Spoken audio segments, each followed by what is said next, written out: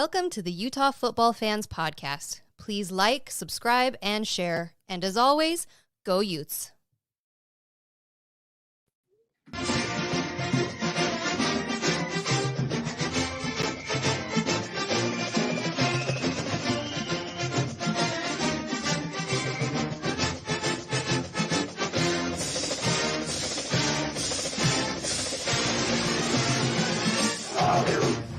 Welcome, everybody, to the Utah Football Fans Podcast.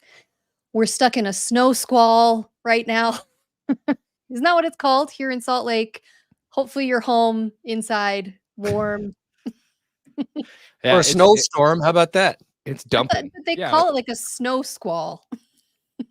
We're stuck in one right now. Anyways, thanks for being here with us tonight. We're going to talk all about the championship game. College football is sadly over for the season, but we'll talk all about it. Please make sure you are subscribed to the channel. Make sure you like this video. If you're here in the chat, we want to hear from you. We want to hear what you think. Please make sure you are following us on all of the social media channels, Twitter, Facebook, Instagram, YouTube. Hit that notification button so you know when all of our content gets posted. And we want to thank our sponsor, Thomas Orthodontics. Huge thanks to Thomas Orthodontics. Look them up at thomasortho.com and let them know if you need anything done for the new year. He will help you out. We love Dr. Thomas. He does amazing work, and we're very grateful to him. All right. Go Utes. College football's over. It's sad. Is it over? Is it really over? Yourselves. 233 more days is all. Mentally, get ready. We're almost there. 233 days? Yes. Start ticking off the days on the calendar. No, that's a long time. But a lot happens. A lot will start happening that will impact next year. I know. I was actually thinking about that today because, I mean, the championship game, right? That's what we're going to talk about. But I wake up this morning and you get on Twitter and you're looking, and it's already news breaking on stuff, right? Transfer portal this, transfer portal that. And then obviously the coaching carousel is going to be crazy. So yeah, college football, it feels like never actually ends. It's kind of crazy. Yeah, but there's no games on anymore. I mean, yeah. But anyways, there's a void. But national championship game was last night. That is what we want to talk about. Full reaction, Michigan winning. Congrats to Michigan. I was disappointed, I have to say. I was going for Washington, but hey. What do you got? So, what do you want to? I mean, where do you want to start? Start with the game. I'll start with the game. How about that? Hey, is this our first time doing this? What part of the game do you want to start with? Is what I'm saying. My gosh, you too. Gosh. All right, I'll chirp in, and then agree, disagree, or whatever. Props to Michigan. They deserved a win. They were the better team last night. They imposed their will, the way they play, upon Washington. They're a physical team. On both sides of the ball. That's the way they play. I'll say this, though, about Michigan, which I do like, is that, or it seems to me anyway, I mean, I'm no expert, but Michigan does have a culture and a climate of the way they play under Harbaugh. And it's the tough-nosed football. Now, I don't know what their portal NIL situation was coming up to it, but my understanding anyways is they've created this culture which is, hard-nosed, strong type of football, and they've been able to impose their will on everybody. I mean, they were undefeated. They got beat last year in the semis. So I appreciate that, and honestly shows, or at least would indicate on one level, that if you're going to be a winning program, is that it can't be mercenary ball where you just go out into the portal, pick up some bunch of guys in, bring them on in, and all of a sudden you're going to be transformed into a Michigan and win. I don't see that happening. I see Michigan. It just seems to me they've been able to keep this together in this climate that we're living in, at least up to this point. And they played their game, and they beat Washington. But I will say this: the first quarter, and then just obviously into the second quarter, just briefly into the second quarter. I mean, Washington did adapt to the offense that was being shoved down their throat. It was a little too late for the adjustments in some ways. I mean, I wondered why they didn't adjust sooner. But the bottom line is they adjusted, and in the middle of the game, the middle section of that game, you can go look at the recap of the game. Look, Washington's defense stopped Michigan plenty of times to give that offense a chance to win the game. And the reality of it is, which surprised me, is that Penix missed some shots. Look, Michigan had a good defense, so it wasn't going to be easy. Their scheme was good, and their front is really good, and they did have some pressure. But what I'm saying is, even with all of that, uncharacteristically, Penix missed a couple of touchdowns, is the way I look at it, which could have changed everything. They actually could have either, on a couple of those occasions, tied the game or taken the lead. And I saw some guy from Michigan, if you're going to win with some class, but this guy wasn't. He was on our, I don't know, calling it a blowout. Okay, the score, yeah, if you want to be a simpleton and say it was a blowout, it really wasn't a blowout. Now, if you watch the game, it wasn't a blowout. Washington was right there up until Penix threw the interception. The guy ran at 80 back. They scored. Game over. They got the ball back. They're trying to push it. They got stopped on a fourth, like on their own 30. They scored again. So there's like 14 points at the end of the game. The point is, Washington was right there. And what surprised me is that Penix missed some throws that could have changed everything. But having said all that, Michigan deserved it. They won that game. That's how they played all year. So anyway, that's my starting salvo into all of it. For me, the story of the game, I'm with you. Michigan was the better team. But the story of the game, and if you watched it, was the offensive line could not protect Penix. Could not. I mean, it was within a second they were in his lap. And so he could never get comfortable to make the throws that we're all used to seeing. And it was a little disappointing. I wanted to see the Penix that we saw versus Texas. But hey, that Michigan defense, that front. But you're right. They got it down to a 1 point. I texted you guys and I said, get this to a 1-score game at halftime. Now, the first play of the second half, he throws an interception. So that was a little disappointing. But they were in it all the way to midway through the fourth quarter. And then the doors came off, and it was a much more entertaining game than it started off. Man, when it was 17-3, I think everybody was kind of going, oh, geez, let's not have another blowout. But they made it a good game. It was entertaining. I was just waiting. Please, go score. Tie this thing up. Let's make this thing interesting. I just want to quote, I think Jim Harbaugh actually sums it up perfectly in his post-game presser. If you listen to him with Holly Rowe, he said, and I quote, "It's pretty great. You watch this confetti come down. It's like thousands of confetti. It tells a story.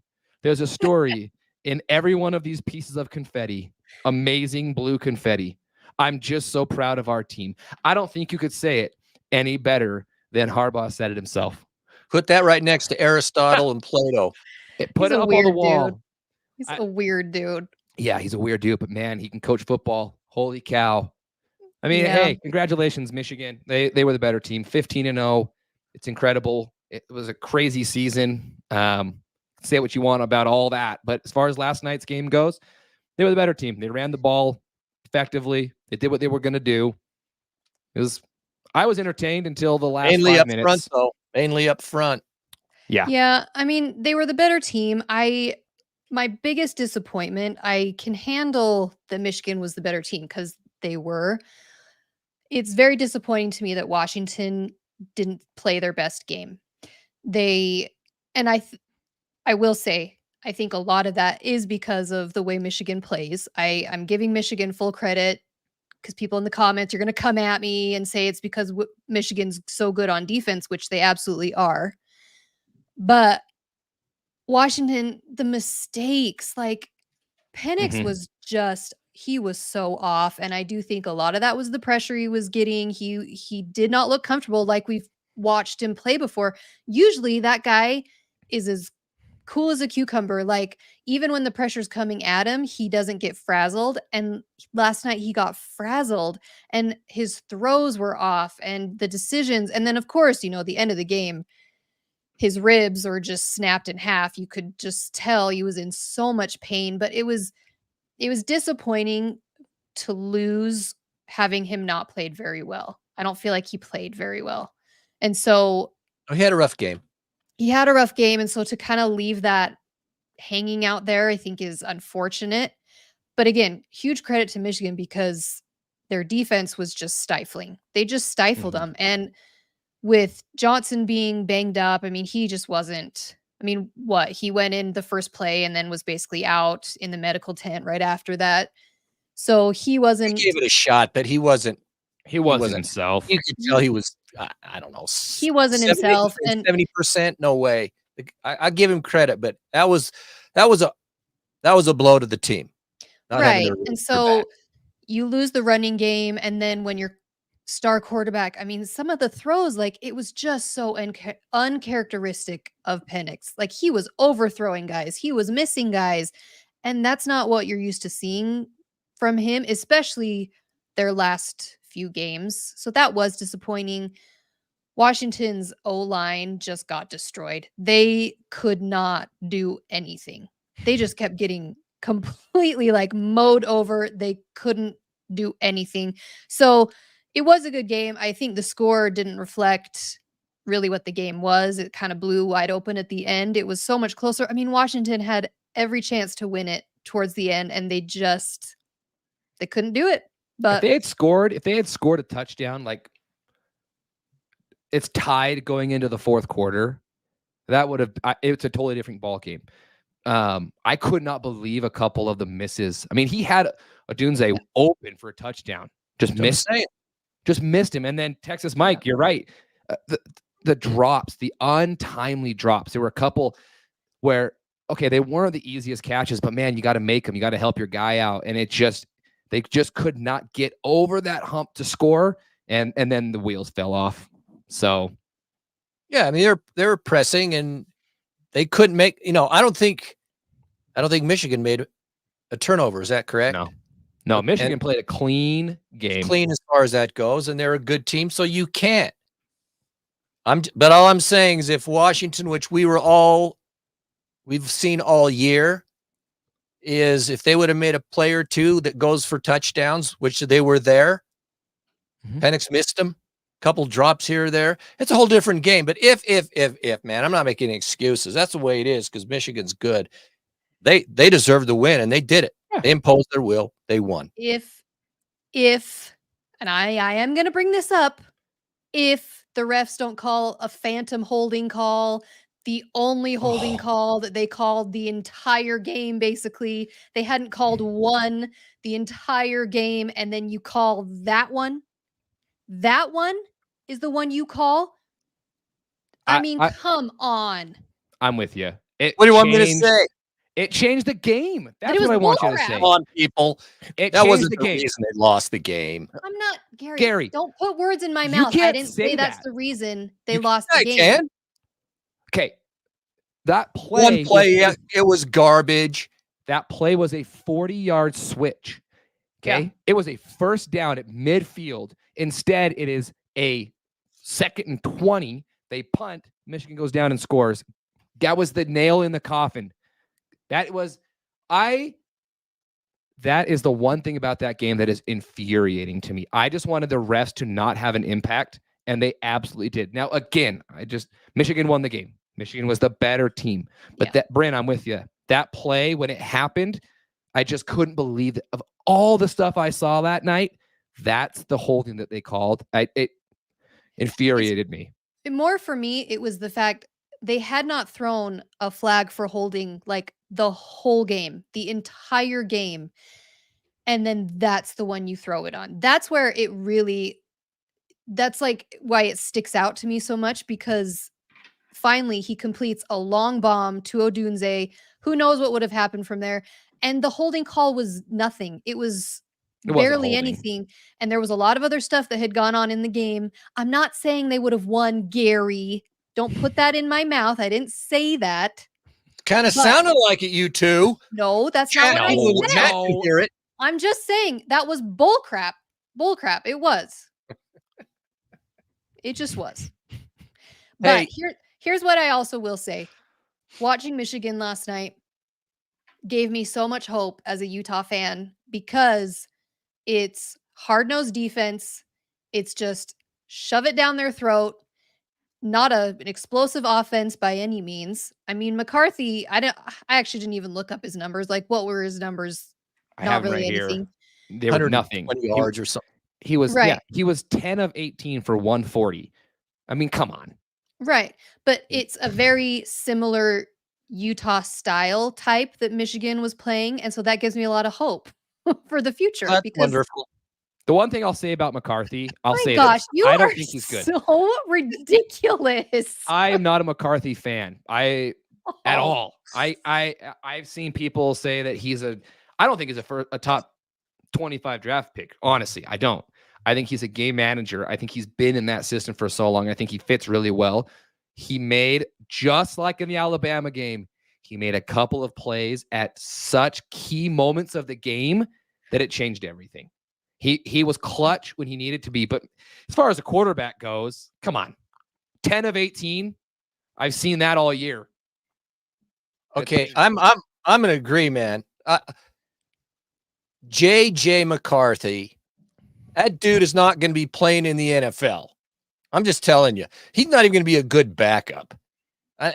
Look, Michigan, if there's any Michigan people out there, or this gets clipped out or whatever, come on, you got to acknowledge that. The guy is not good enough to do damage in the NFL. He made some plays, whatever. But even in a good game, even with Penix and a terrible game that he had, you could tell he was better than McCarthy. And the way McCarthy plays, he hands the ball off and the guys run for 260 yards. He had to make a couple of plays. Well, if you're playing college ball at Michigan, you should be able to make a couple of those plays. I'm just saying the dude is not an NFL QB. But that's what I'm saying is you can win a national championship without the star QB, without the explosive offense. It's defense wins championships. We've talked about this numerous times about which is more important. They're both important, obviously. But what I'm saying is, as a Utah team who doesn't have explosive offenses ever, it made me feel really that's not true.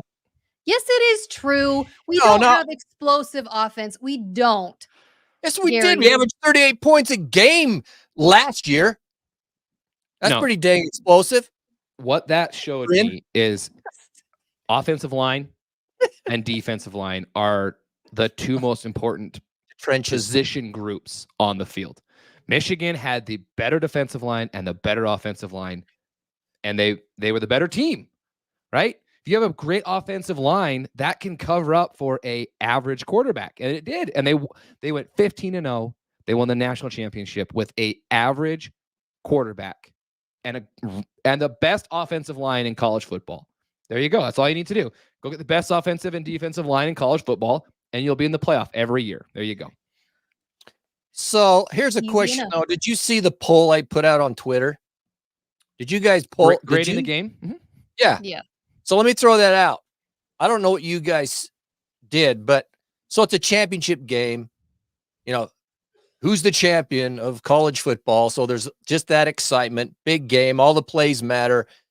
Okay. But if you were to be objective as a football game, how entertaining was it? Just as the game itself. How would you grade it? That's the poll I put out, A, B, C, or D. And what I found interesting, it's a pretty decent amount of people voted on it. 3% gave it an A. Michigan entertainment value gave it only 3%. 44% gave a B grade, and 46% gave a C grade, and 7% gave a D. So more people gave it a D than people gave it an A. Where do you fit in all of that? I can see that. I gave it a B.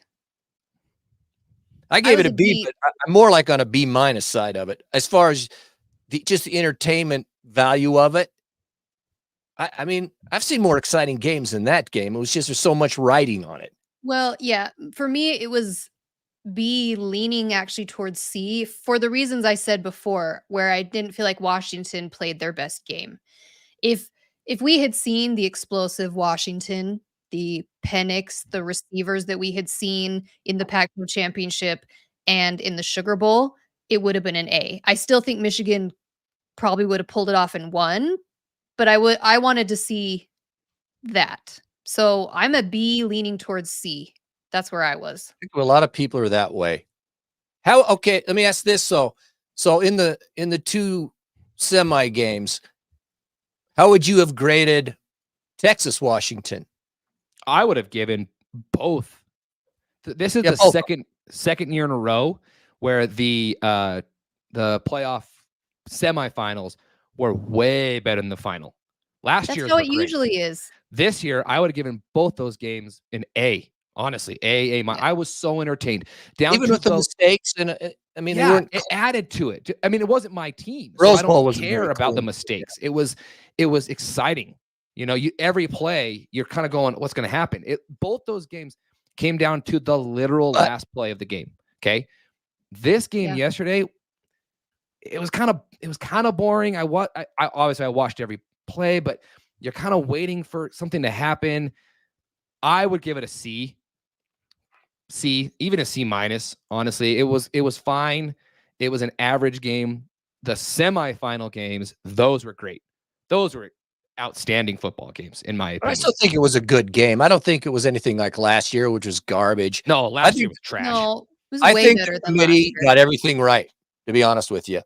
Yes. I think the best four teams were there. And overall, they were good games, good football games. Some are really just outstanding and exciting. Some are just grinders, which this one turned out to be. So be it. But the parity was really good I think it was really good for the game. That's how I see that, but I was worried the first quarter, man. I'm sitting there going, please, for a couple of reasons. I wanted an entertaining game. Please don't get blown out like TCU did. I wanted an entertaining game, something to watch. But Washington, you can't do that to the Pac-12 in the last game. You can't get blown out and embarrassed. And they didn't. They held their own. They had opportunities. So it was a fine enough game. But for a championship, when all of college football comes down to this one game, this is it. It was okay. I feel like that's how it always is. When was the last time the national championship was exciting versus the playoff games? I mean, sure. There's been some. Yeah, I mean, for sure the last 2 years. Alabama had a good one. There was Alabama, Georgia that was in overtime. Is that the game I'm thinking of? Good ones. I mean, I don't have some good ones. It's just last year was so bad. It was so bad. And see, last year's 2 playoff games were amazing. So it was, but yeah, I was just glad. I was getting nervous at that first quarter that it was going to be a blowout, and that would have been really depressing. But no, it wasn't. It was a decent game. It wasn't the most exciting game of the season, which is kind of what your expectation is, but it didn't meet that expectation. So, but it was good. I mean, it was no SEC teams. It was kind of new faces that we haven't seen in there. So that makes it exciting as well. That was great. Here's the question. Is Harbaugh leaving or is he back next year? He's gone. He's gone. I think so too. I think he's NFL. I think he wants back in the NFL. Yeah. Silver we'll come black, back, baby. That just reminded me of something, though. You have to admit, after all that the NCAA did to Harbaugh and Michigan this year, the hamburger scandal, they gave the guy hamburgers or something. During then COVID. Stealing signs, garbage, cut him out for 3 games. I mean, come on. He just gave the biggest middle finger to the NCAA. Yeah. You got to love that, man. I mean, I don't care what you think about Harbaugh, but that's got to feel pretty sweet. But anyway, going back to what you were saying, I think he's gone. He's going to the NFL. Yeah, I think that's part of why he's going to leave, because he's just going to say, yeah, exactly, Mark. So what do you think? Mark, you just to the Raiders. I don't know, man. Pierce has done a Harbaugh great job the Raiders. There. I would love him on the Raiders. Oh, yeah. I'll take anybody on the Raiders, to be honest, at this point. Pierce has done a pretty good job, though. He's done a good job. They need to just hire him. Here's has to go. Offer Harbaugh the job. If he does not want it, or he's delaying or whatever, then just cut the cord and have AT be the coach. Get it done. Let's get our guy. He's great. He's a great coach. The players love him. The Raiders are on the way up, everybody. I'm just telling you, AP would be sweet. There's too many other teams that need a coach that Harbaugh's going to go somewhere else. I mean, there's too many other teams right now that have fired their coaches and whatnot. What about the Patriots? Are they going to get rid of Belichick and put Harbaugh in there? Billy's going to be gone. Billy's gone. They just fired, or there's so many jobs. Who wants to go to the Commanders, honestly? The Titans just fired. Hey, Bert, who wants to go to the Washington Commanders? Does Jim Harbaugh want to go there? No. Jim Harbaugh's going to the Raiders. Oh, wait, Belichick will end up there. The Chargers. He'll end up probably at the Chargers or something like that. Yeah. It's Raiders or Chargers for him. All right. Well, do you want to talk NFL playoffs since we're here? We have some of our end of year awards, but do you want to just go into the NFL since we're already talking about it? Yeah, but let me ask this question. Did you see all the dust up over Jameis Winston at the end of the game? I love it. On Sunday? Yeah. No. You didn't see that? So if you didn't see it, I think some probably did, maybe some didn't. It was the end of the game, and the Saints picked the ball off and ran it down basically to the 1-yard line. And game was over. It was like 41 to 13, 14? Yeah, it was 17, a blowout. Something like that. It was a blowout. Game was over. So the call was from Dennis Allen, the coach. They're in the victory formation and take a knee. There's only seconds left. Take a knee, get out of there. Well, Winston, in the huddle, decides to change it and say, look, Jamal Williams is our guy. He hasn't scored a touchdown all year. Let's get him a touchdown. So they're in the victory formation. So the defense is, game over. They're standing up. They hand off the ball. The dude scores.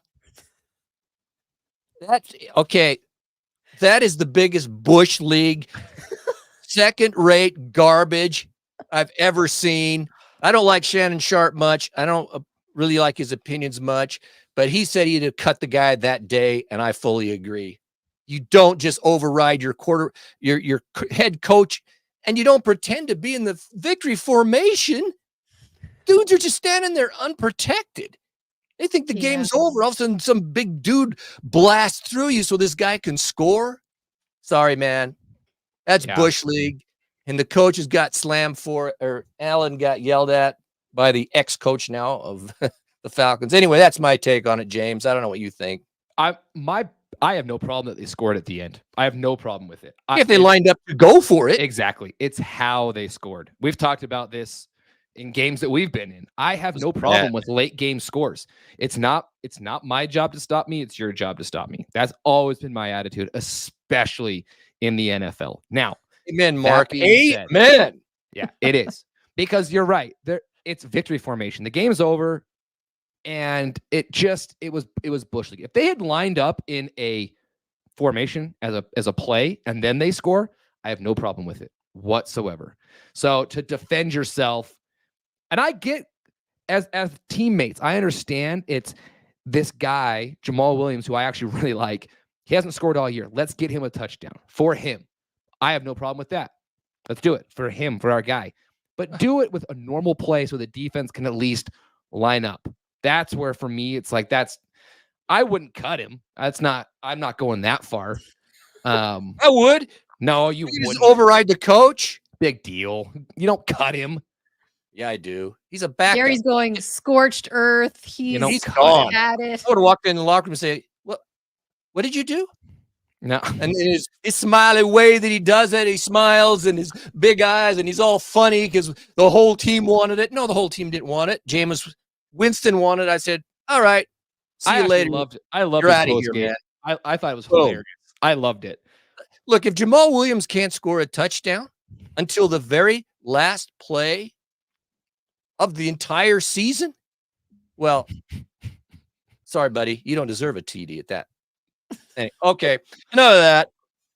I am John Gary Dub. he's on it tonight. I know, he's John angry. W. Gary on the John warpath. Dub. All right, go. Where we? Right there. No, I'm not. I'm just presenting information. He's like on it. What is happening? It's because you keep clicking it. Go.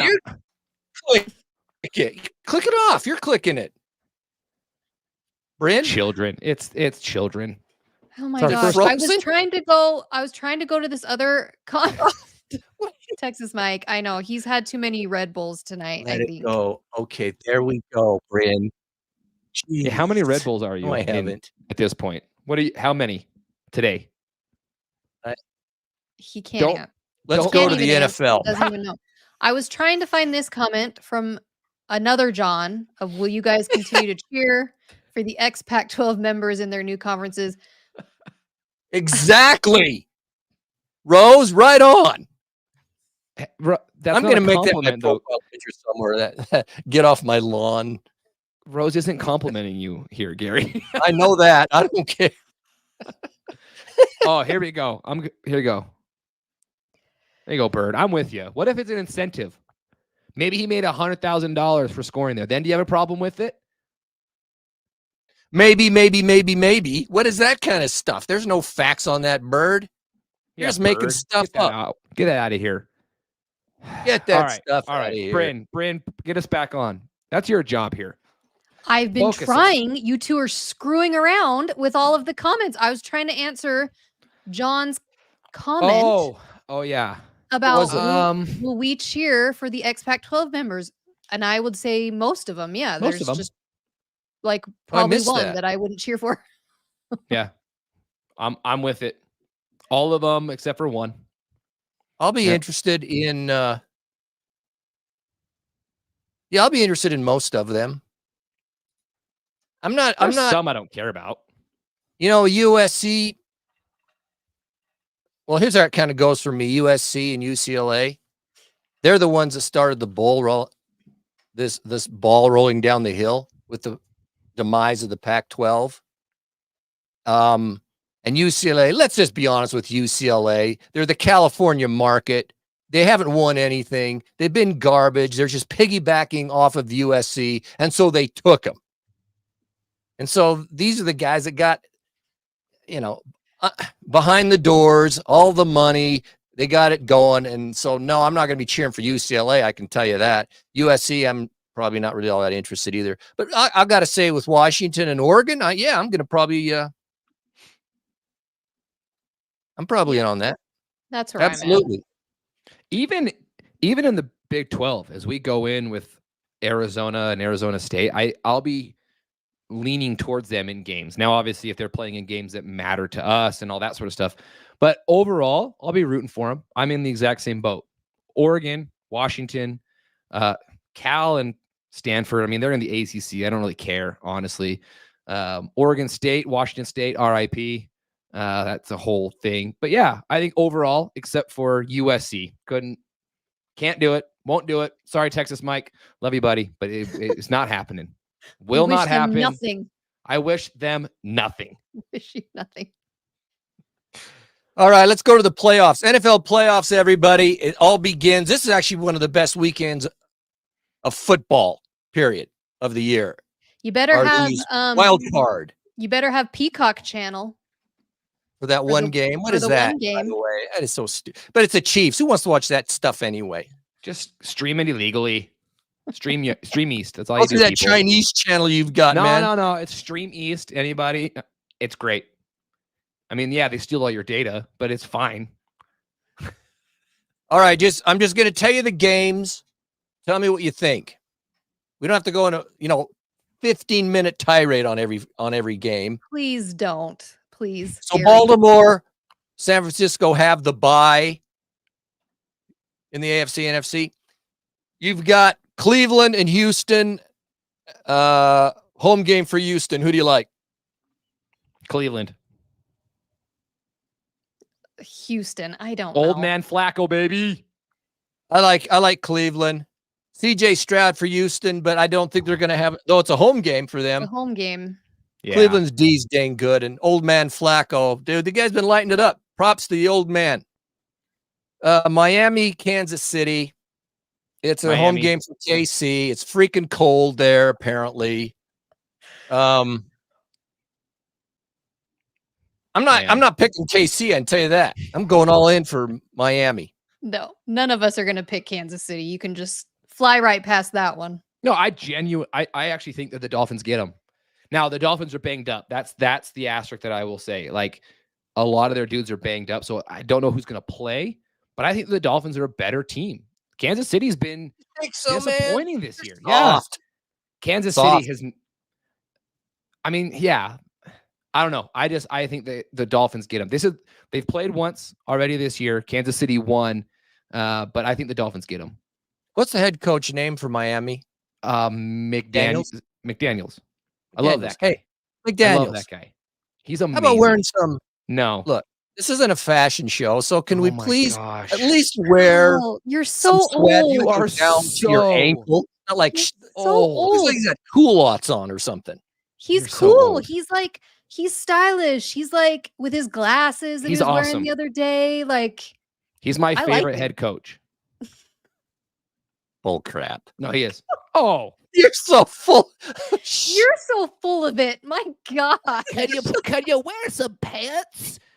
And while you're at it, wear culottes on the sideline. Gary wants the Harbaugh khakis a suit on the sideline and a hat.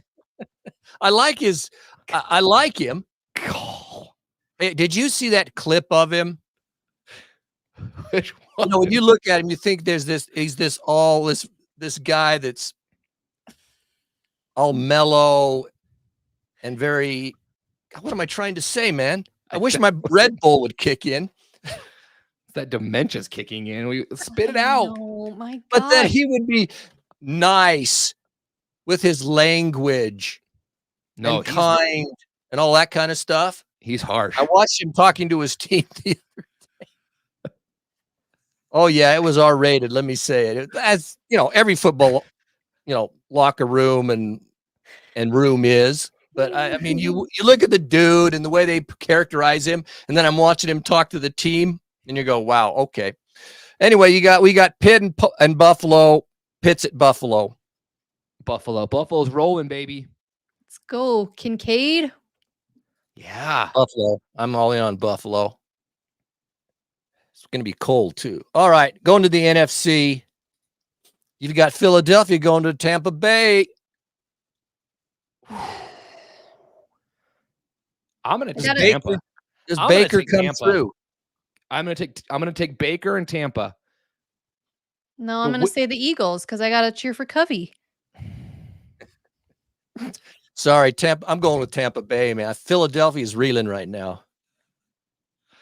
Yeah, they are. The Rams and Detroit at Detroit. Think about this. Stafford is going back to Detroit for a playoff game. I love the storyline. I love it. I want Detroit so bad in this game. I The Rams are playing good ball right now. But you know what? The Lions are good. I'm going with the Lions. I'm going with them. Yeah, that one's interesting. I want the Lions just because it's been so long since they've been decent. So, I'm going Lions. So that's the analysis of want. Gary, yes, you need to move on. Let's go. We still have awards to do. I know. Come on. Okay, I'm just going to say the Rams are going to go in there because the secondary of Detroit is not very good. And Stafford, hey, Puka Nakua, you got to give props out to the dude, man. It's hard for me. It's extremely tough. Dang, man. All right. And then finally, Green Bay at Dallas. Oh, Green Bay. What? I want Green Bay. The Green Bay. I'm not going to pick Dallas. Why? Oh, my gosh. Any answer I give you, you're not going to like. So just know that I have picked Green Bay and be okay with that. I would like Green Bay. Jordan Love would be a cool story from the state, but I'm going Dallas at home at Dallas. What do you got, James? Green Bay. Are you going to ask him why he chose Green Bay? He did it just to be annoying. No. Well, because I want Green Bay. I'm not putting any money on it. There's nothing to it other than I want Green Bay. Do I think they win? No, but I want them to win, so I'm going to pick them. Oh, because you want them to win, so that's why you pick them? Correct. That's all it takes. Jordan Love's going to have 455 yards passing in that game. All right, now he's being a nut job. That'd be sweet. Go Utah State. Hey, Bryn, take over. Take us to the next level. Where are we going? Well, speaking of Utah State, if you didn't see the news today, Bryson Barnes is headed to the Aggies, to Utah State. We wish him all the best. I think that's a good fit for him. That's a great fit. I love it. So hopefully he'll do well. Okay, we're going to do our end of year awards since it is the end of college football season, which is so sad, but these they encompass all of college football. It's not just Utah. We kind of broadened it this year because there may have not been so many to choose from just by Utah season this year. So, okay, we'll start with. Feel free in the chat to throw your stuff out. Yeah, please give us your answers. Let's see, which one do I want to start with? We'll just start with what was your best dollar that you spent this season? That one's an easy one to start with. Who do you want? I know your guys' answer, but I didn't go. Go, no. Gary. Go. Okay. The best money I spent was the money I didn't spend by going to the Vegas Bowl. Oh, that's a roundabout answer, but okay. There it is. Okay. Okay. Bryn, what's yours? I mean, yeah, the Pac-12 championship is mine just because even though Utah wasn't in it, that was so much fun to be there and to be at that game. And true, it was worth going to it to see those two teams play and to see that game. So that's mine. That's what I expected Gary's to be, but he didn't play the game right. So no, I'm serious. I would like to have gone to the Vegas Bowl if there was something riding on it and stuff. But man, I'm glad I didn't spend the money, so I saved the money.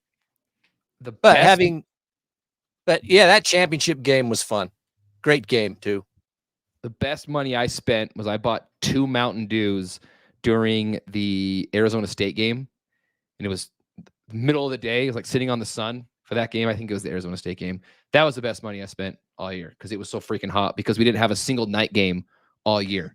I know. So that awful. So yeah, that's probably my my best money I spent. That's it. Huh?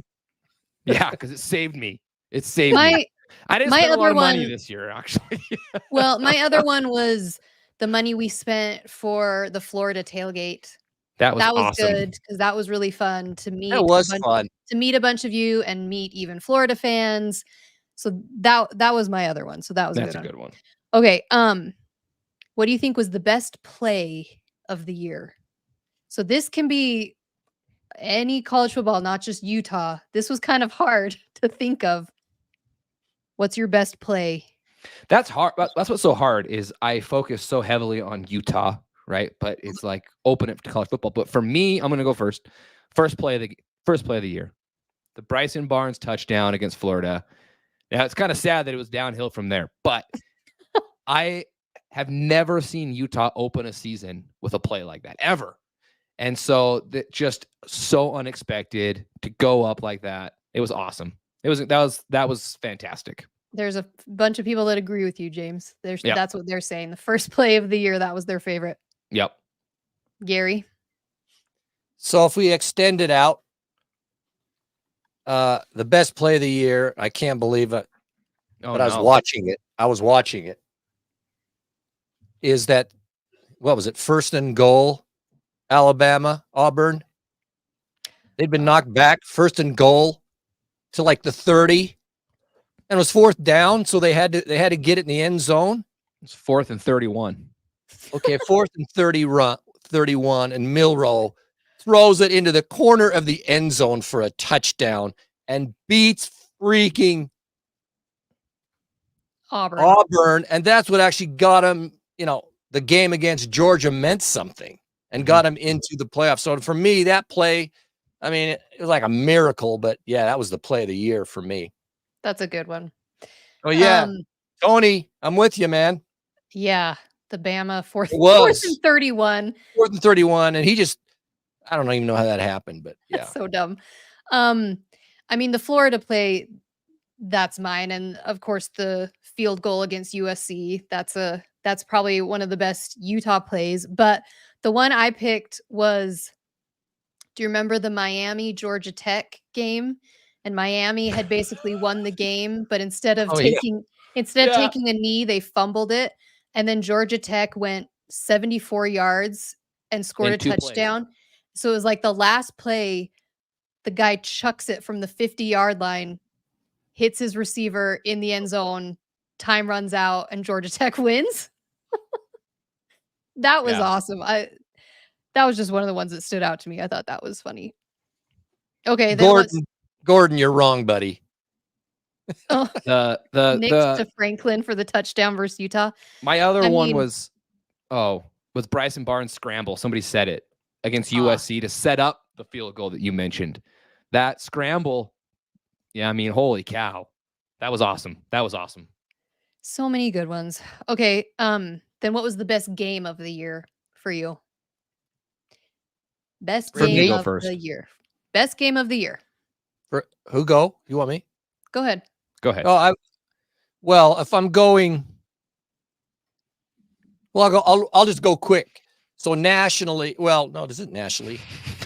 Outside of not a Utah game, the Pac-12 championship game was great. I know for the Oregon people who were in the chat or listening, watching, no, they're not happy with it. But that was a fun game for me. That was a good game. But the game, if I'm going to say Utah, was beating USC at the end with a field goal. Absolutely. That's just beautiful. Always beautiful. Of course. Yeah. James. So Utah, I went back and forth. Beating Florida at home, I mean, that's just legendary, right? The fact that we can talk about that. It's like we talk about beating Michigan at home, and it's been 8 years, right? So having that, but USC, the last time we play them on the road, last second, that's the game for me when it comes to Utah. And then nationally, this one was tough. There were some really fun games this year. But I would probably say the Alabama, Michigan game in the playoff. That game had everything. And a playoff game goes to overtime on 4th and goal. I mean, you can't write a script better than that. Yeah. True. Ron F in the chat, Ohio State versus Notre Dame. That was a good one. I had forgotten about that. I totally forgot about that game. That was a great game. The Utah, it's the USC. I mean, just the fact that we had to go to the Coliseum, backup QB, Vaki had his breakout game. We beat him on the last second field goal. We make Caleb cry. He wouldn't talk to the media. All the good stuff. That He was would go home with his cats and watch a go movie. hang out with his dog because he just can't handle the pressure. But probably nationally, I think the Pac-12 championship and then also the SEC championship game, that Georgia-Alabama game, both those games, back-to-back days. But then the playoff games, like it's hard because there were some really awesome games. I don't know if I can choose between all of them, but that was mine. Okay, what was your biggest disappointment of the year? Either nationally or Utah. For me, it's easy. How the season played out. You know, just all the injuries and just everything about it. That was the disappointment of the year. It's just one thing after another, after another, after another. So yeah, nothing comes close for me. Utah's season. Yeah. Yeah. I mean, that's my real answer, but I knew it'd be yours. So I did something else, but you're right. Like every morning it was like, okay, who's out for the year now? And you get on and you're, oh, great. It's Ellis this time. Like, it was crazy. My biggest disappointment, USC. How do you guys, honestly, with all the talent out there, the Heisman Trophy winner, blah, blah, blah, 7-5. That's the best you can muster is 7-5. That's my biggest disappointment of the year. USC. What? Not disappointment in the fact about like them. Oh my gosh. Other than Utah is what he's saying. Call. Why does 8-5? I guess 8-5. It's 7-5. Bowl games don't count anymore. It's just I can't believe that when you got that much talent that you can't, like, every season should be 9-3 guaranteed or better, and it was embarrassing sometimes to watch. I enjoyed it. I loved watching them lose, but it's like, come on, guys. So that's mine. That's a good one. SC needs to get here. You know, they should really call me up and get my opinion on this, because here's what they need to do.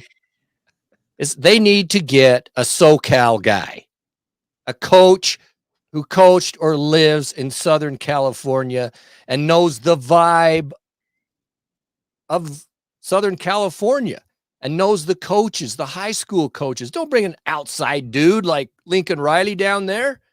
They need a guy who connects to the society there and keep all those guys there. I think if they would do that, it would be a big step in the right direction. But you know what? I don't really feel bad for them, but there you go. No, not at all. Well, they're in trouble going into the Big Ten, honestly. Texas Mike, you're right. They don't have the physicality that type of football. I mean, look at Michigan last night. It was a completely different style of football than what USC can play, and they'll get run over. They'll win some games against Wisconsin and Indiana. Okay, great. But when it comes to the actual big boys, they need to get some physicality in there for sure. A lot of people in the chat are saying the Utah-Oregon game was your biggest disappointment. That is a good one because we just got so blown out. That was unexpected. And after game day being here, that is a good one. Mine, besides Utah's full season as the disappointment, was kind of the Big Ten. There was such high hopes for the Big Ten with Michigan, Ohio State, and Penn State, like all beating each other up. And it just didn't really turn out that way. Penn State was a big disappointment, I felt like, especially when they played Michigan. I don't know. I thought that was going to be more exciting between those three teams, and it kind of turned out to not be so much. Okay, so then what is your biggest surprise of the year, James? And my biggest surprise, it's hard because I kind of saw it coming, but not to this level. Arizona. They are, I mean, we talked about it last year. We talked about it at the beginning of this year. I said they were going to be better, but man, they're going to be very dangerous going forward. I'm very impressed with what they're doing. I mean, Arizona, that's my answer. That's a good one. Of course it is. I don't know. My biggest surprise is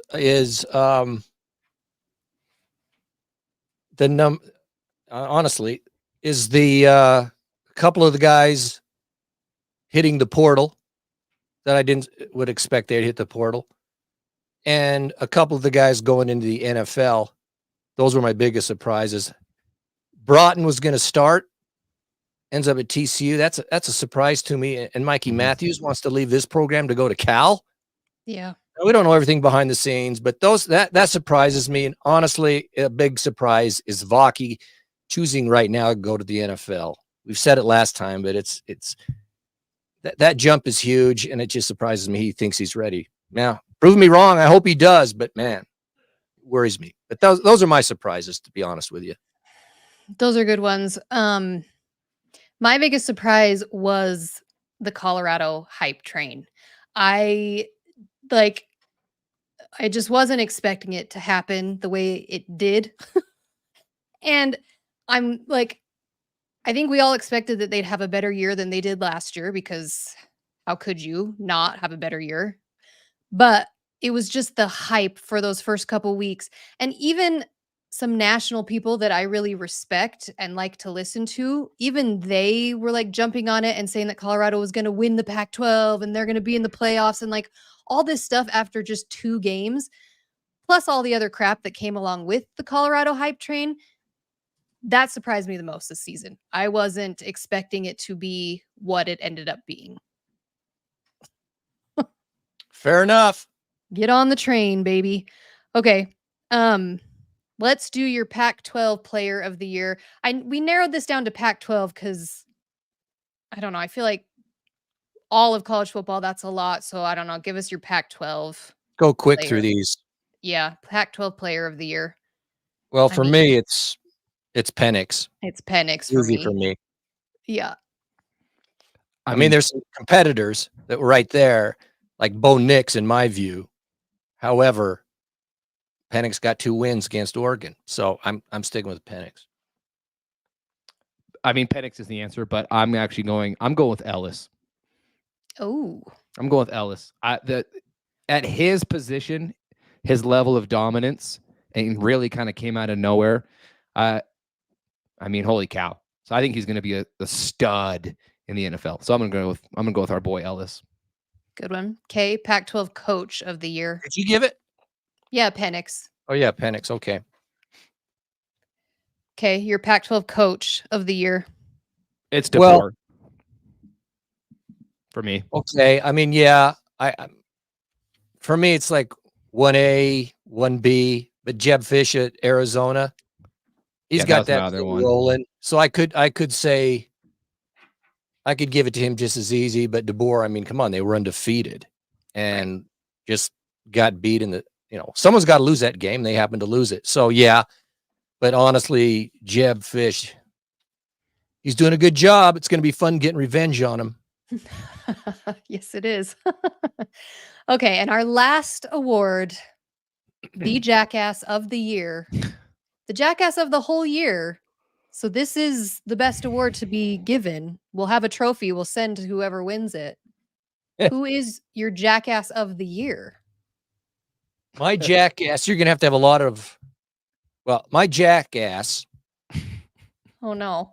Of the year goes to the Colorado cult, the thing you were talking about. Okay. That it was the hype, is what you said, the hype before the season, that they're coming, they're going to dominate, and they went 1-8. And you would think once you go 1-8, you might tamp it down a little bit until you actually do something. But the Colorado Colt is at high frequency still, saying the same thing that they were saying before, and they went 1-8. Now they're saying the same thing. It's just, to me, the Colt's a joke. If they do some things, then fine. But my gosh, it's and here's the thing, is I feel bad for everyone being played in Colorado. Well, not too bad, but after next year, they're going to be without a coach, and they're going to be looking for a coach, and a whole bunch of guys are going to be gone. And it's that whole cult thing. That is the Jackass of the Year award for me. Okay. Okay. James? I mean, I don't. I gotta go with our favorite boy Feinbaum on it. Oh, Feinbaum. It's low hanging fruit if we're being really honest. Now the last couple of weeks he's been a lot better, but his inability to just pull his own head away from the SEC is just it's incredible. And I can't listen to the guy. He drives me insane because he's just so SEC. And I'm sitting here going, but the SEC was the third best conference this year. The SEC was the third best conference this year behind the Pac-12 and the Big Ten. But not listening to Feinbaum, you would think that I was going to say something. I had to censor myself there, Bryn. I'm gonna go with Feinbaum. I can't stand the guy. I could give him the jackass of the week every week. I can't do it because he just can't be honest. That's the thing, dude. He has finally come out and Michigan did a great job, but I just feel like he's hedging it because he's just praying that the NCAA takes the championship away because he has said that. I mean, he has all but come out and said that this is a fake championship, and it's just like, shut up, dude. You weigh 109 pounds. Like, shut up. Go. I can't stand him. That's mine. Brand, go. Okay. I mean, a lot of people in the chat are saying Caleb, saying Riley, which those would be good ones. Maybe we could get a towel made that says Jackass of the Year and send it to Caleb. He can wear it on his head. But no, mine is Kliavkoff. Hello. And last year, mine was Larry Scott. Who would have thought that a year later we'd be giving the Jackass of the Year to the other Pac-12 commissioner for his inability to save this conference? And what really pisses me off is over the last couple weeks, Kliavkoff was at the Sugar Bowl game. I think he was at the national championship. He was there game last night. He's soaking it all in. And the comments he's making about like, well, if the teams had just been patient, then we still, and it's like, dude, you blew this thing up and you're still not taking any accountability for ruining it all. So he is the Jackass of the Year in my opinion. Yep, I agree. That's the right answer. Anyways. That's the answer. All right. Well, that's all we've got tonight. We've gone an hour. Leave us your comments. Let us know how you feel. Make sure you do like the video. Make sure you're subscribed. You're following. We'd love a super thanks or a super chat. Everyone's agreeing with me because I am right, as always. I mean, that's just how it goes. What's next? Oh, Ron F. No, we're not going anywhere. Someone gave us a comment last week about they're going to miss us. We're not going anywhere. We're going to do off-season stuff. We're figuring it all out. That's why you need to hit the notification button so you know when we're recording and we're going live because we're going to be around. Yeah, there's NFL stuff. We got playoffs NFL. happening. Yeah. A lot of NFL. We got some NHL. So you folks that don't like the NHL or follow it, you'll want to follow it. Because once you listen to us, you'll be in, I guarantee it. But no, there's other football stuff. NCAA stuff is going to be happening. So yeah, we'll keep doing it. We appreciate all of you, by the way. Thanks for tuning in and checking us out. Even if you're not Ute fans, it's good to have you here. We appreciate everybody. It's good fun. Go Utes.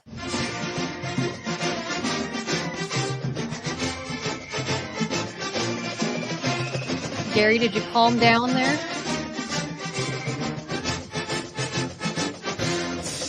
Mellow. Oh, yeah. Mellowed out.